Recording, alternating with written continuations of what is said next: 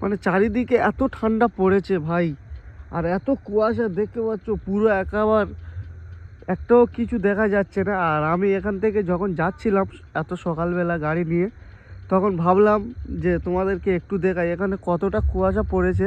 তো দেখো ব্যাগেরটা যদি একটু দেখাই জুম করে, দেখতে পাচ্ছ পুরো একেবারে চারিদিকে ধোঁয়া ধোঁয়া ধোঁয়া। আমার চারিপাশে কিন্তু বাড়ি আছে অনেক, সেগুলো দেখা যাচ্ছে না।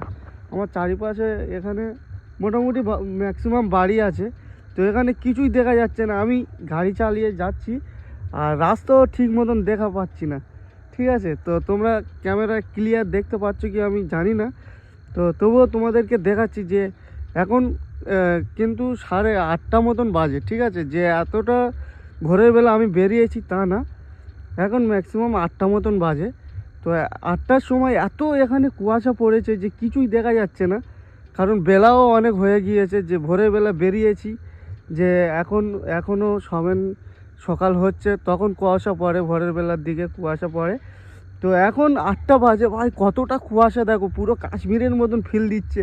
পুরো চারিদিকে কুয়াশা আর কুয়াশা, শুধু বরফটা পড়তে বাকি আছে, আর কুয়াশা ভর্তি আছে পুরো একেবারে, পুরো কুয়াশা। তো আমি এখন গাড়ি চালিয়ে যাচ্ছি, তো হাতের গ্লাভস পরে নিয়েছি আমি। হাতের গ্লাভস পুরো একেবারে রেডি হয়ে বেরিয়েছি, কারণ শীতও প্রচুর পড়েছে আজকে। আর এই সকালবেলা গাড়ি নিয়ে যাচ্ছি, এতটাই ঠান্ডা পড়েছে, তো ভাবলাম আমি হাতের গ্লাভসটা পরে নিই, কারণ এই জায়গাটায় এতটা ঠান্ডা পড়েছে, পুরো কাশ্মীরের মতন ফিল লাগছে। ঠিক আছে, তাই তোমাদের সাথে একটু শেয়ার করলাম। তো চলো আরও একটু গাড়ি নিয়ে আগিয়ে গিয়ে তোমাদেরকে দেখাচ্ছি পুরো সম্পূর্ণ ভিডিওটা। তো দেখো এখানে যে আমি এসছি, দেখতে এটা হলো রাস্তা। ঠিক আছে, এটা হলো একটা রাস্তা।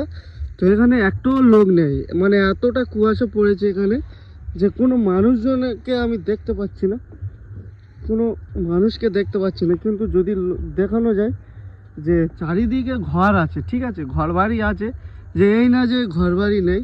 এটা হলো রাস্তা। তো এখান থেকে সকল সময় লোকজন যাতায়াত করে। ঠিক আছে, এখান থেকে সকল সময় লোকজন যাতায়াত করে, কিন্তু এখন আমি দেখতে পাচ্ছি না কোনো